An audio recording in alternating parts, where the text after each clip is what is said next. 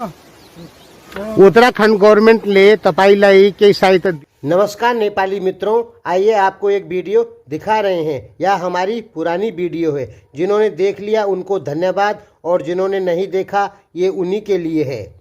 इस वीडियो को अपने social media platform Facebook, WhatsApp आदि पर शेयर जरूर करें।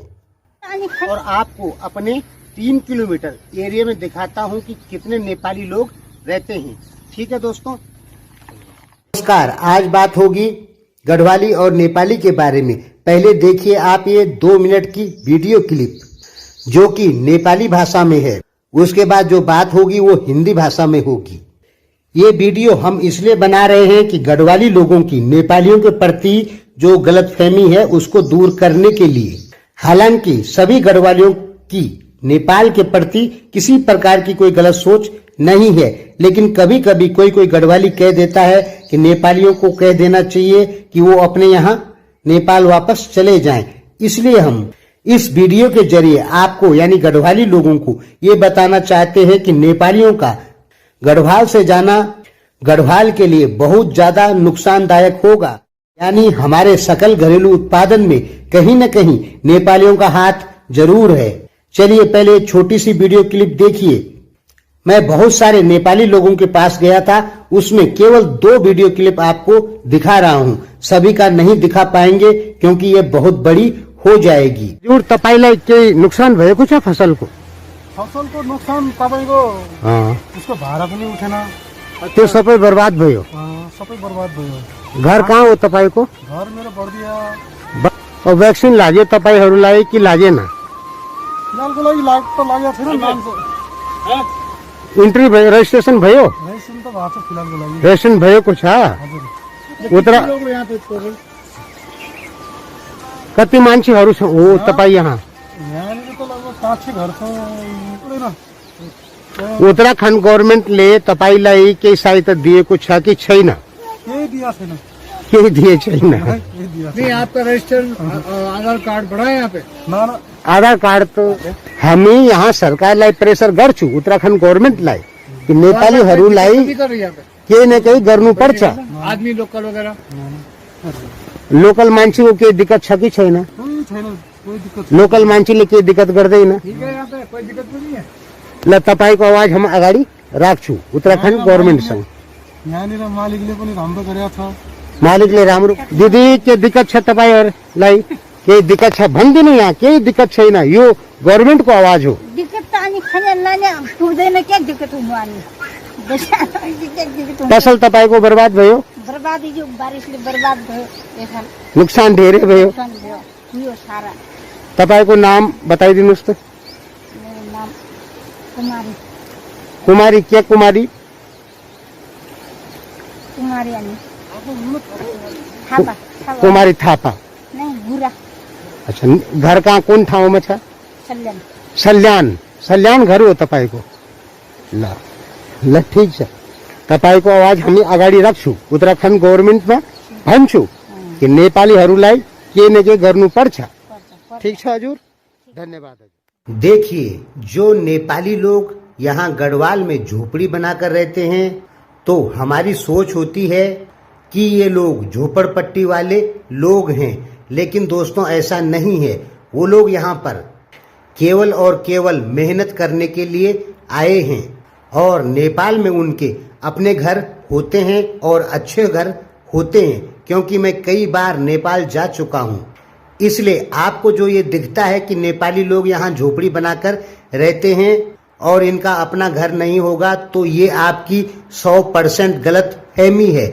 इन नेपालियों के बीच में आपको ऐसे भी बहुत सारे नेपाली मिल जाएंगे जिनके बच्चे विदेशों में पढ़ रहे हैं। यहाँ वो हमारी बंजर भूमि पर सब्जी उगा के खूब पैसा कमाते हैं। यानी वो केवल और केवल मेहनत करने के लिए या मेहनत करके पैसा कमाने के लिए यहाँ आए हैं। हमारे यहाँ जो नीचे नेपाली लोग रहते हैं, झोपड़ी बनाकर रहते हैं, उनके बच्चे बहुत सारे नेपाली ऐसे हैं जिनके बच्चे Japan, America, Australia, Germany, Britain in सब देशों में पढ़ने गए हैं। और हमारी सोच होती है कि ये लोग तो झोपड़पट्टी में रहते हैं, मैं केवल अपने एरिया की बात करूं तो हमारे एरिया से यदि सारे नेपाली हट जाएं तो हमारे सारी जो भूमि है ये पूरी तरीके से बंजर हो जाएगी। और हमारे यहाँ सब्जियों के रेट, जो सब्जी 20-25 रुपए किलो मिल रही है वो 100 रुपए किलो हो जाएगी, क्योंकि गढ़वाली लोग या गढ़वालियों में कुछ अहंकार भर गया है। जब से उत्तराखंड को विशेष राज्य का दर्जा मिला है तब से गढ़वालियों ने अपनी जमीनें ही छोड़ दी। ये लोग झोपड़ियों में यहाँ जरूर रहते हैं, लेकिन आप इनके साथ इनके देश नेपाल जाएंगे तो इनके अपने पक्के मकान जरूर मिलेंगे। आप खुद सोचिए, हमारे यहाँ यूपी से सब्जी आती है, जिस समय नेपाली लोगों की खेती बर्बाद हो जाती है कई बार आंधी तूफान से या ओले गिरने से, उस समय जब यूपी से सब्जी आती है तो बहुत महंगी हो जाती है। लेकिन आपने ये भी देखा होगा कि जैसे ही नेपाली लोगों की सब्जियां तैयार हो जाती है वैसे ही बाहर से आने वाली सब्जी के रेट डाउन हो जाते हैं, क्योंकि फिर हमारी अपनी ही पैदावार इतनी हो जाती है कि हम खुद बाहर यूपी वालों को यहाँ से सब्जी सप्लाई करते हैं। तो ये हम किसके दम में करते हैं? ये करते हैं नेपालियों के दम में, क्योंकि हम गढ़वालियों की इतनी ताकत नहीं है कि हम अपनी जमीन से खेती कर पाएं या उसमें से कुछ उगा पाएं। हालांकि कुछ कुछ गढ़वाली खेती करते भी हैं, लेकिन आजकल ज़्यादातर गांवों में गढ़वालियों की ज़मीन आपको बंजर मिलेगी। और जो आपको जिस ज़मीन पर खेती दिखाई देती है, सब्जियां दिखाई देती है, उन ज़मीनों को केवल और केवल नेपाली लोग कर रहे हैं। अब अगर ये लोग यहाँ से चले जाते हैं तो सोचिए हमारी भूमि की जो कंडीशन है वो कैसी हो जाएगी। अब हम गढ़वाली लोगों को सरकार 20-22 हजार रुपए में हाथ से चलने वाला हल लगाने वाला ट्रैक्टर देती है सब्सिडी पे, और वही ट्रैक्टर नेपाली लोग 65 हजार रुपए में खरीदते हैं। हम लोगों के लिए सरकार की तरफ से कृषि के लिए 35% तक सब्सिडी मिलती है, यानी बीज मिलता है, खाद मिलती है, ट्रैक्टर मिलता है, अनेक प्रकार की दवाइयाँ मिलती हैं सब्सिडी पर। फिर भी हम खेती नहीं कर पाते हैं और उन नेपाली लोगों को कुछ भी नहीं मिलता है उत्तराखंड की सरकार की तरफ से। फिर भी वो अपने बल पर जमकर खेती करते हैं। ये सब जो आप देख रहे हैं ये सब नेपाली लोग हैं। हमारे यहाँ बिहार और यूपी के भी लोग आते हैं, लेकिन वो यूपी और बिहार के लोग हमारे सकल घरेलू उत्पादन में या हमारी जीडीपी बढ़ाने में किसी प्रकार का कोई सहयोग नहीं करते हैं। वो यहाँ से काम करके पैसा ले जाते हैं, लेकिन नेपाली लोग खेतों में मेहनत करके हमारे सकल घरेलू उत्पादन में कुछ न कुछ बढ़ोतरी जरूर करते हैं। कुछ हमारे यूट्यूबर भाई लोग कहते हैं कि उत्तराखंड नेपाल बनने वाला है। देखिए, भारत में रहने वाले नेपालियों की तरफ से अभी तक किसी भी प्रकार की कोई गलत बात नहीं सुनाई दी। हमारे यहाँ बहुत सालों से नेपाली लोग रहते हैं, खेती करते हैं और खूब दबाकर करते हैं और खूब पैसा भी कमाते हैं, लेकिन हमने आज तक कभी ये नहीं सुना कि किसी नेपाली आदमी ने किसी प्रकार की कोई गलती की हो। एक बार हिमाचल में जरूर सुना था किसी नेपाली ने कोई गलती कर दी थी। उसके अलावा आप कभी नहीं बता सकते हैं कि नेपाली लोगों ने किसी प्रकार की कोई गलती यहाँ पर की हो। अगर सोचिए, एग्रीकल्चर में जो सब्सिडियाँ हमको मिल रही है वही सब्सिडी इन नेपाली लोगों को दी जाए उत्तराखंड गवर्नमेंट की तरफ से, तो हमारा जो उत्पादन है वो कहीं ना कहीं बढ़ेगा और हमारे यहाँ जो बंजर भूमि है उसमें खेती होने लग जाएगी। मेरा तो ये मानना है कि उत्तराखंड गवर्नमेंट को नेपाली लोगों के लिए कृषि के क्षेत्र में नेपालियों की पूरी मदद करनी चाहिए, जो नेपाली गढ़वाल में है उनके लिए, क्योंकि उससे हमारी जो बंजर हो चुकी है भूमि उस पर खेती होने लग जाएगी। अब कुछ लोग हमारे यहाँ के ये भी कहते हैं कि ये वहाँ से आके यहाँ पैसे कमाते हैं, तो दोस्तों वो अपनी मेहनत से पैसे कमाते हैं। आप यदि मेहनत करेंगे तो आप भी कमा सकते हैं, पर आप तो मेहनत करने को तैयार ही नहीं हैं, तो क्यों किसी से जलना।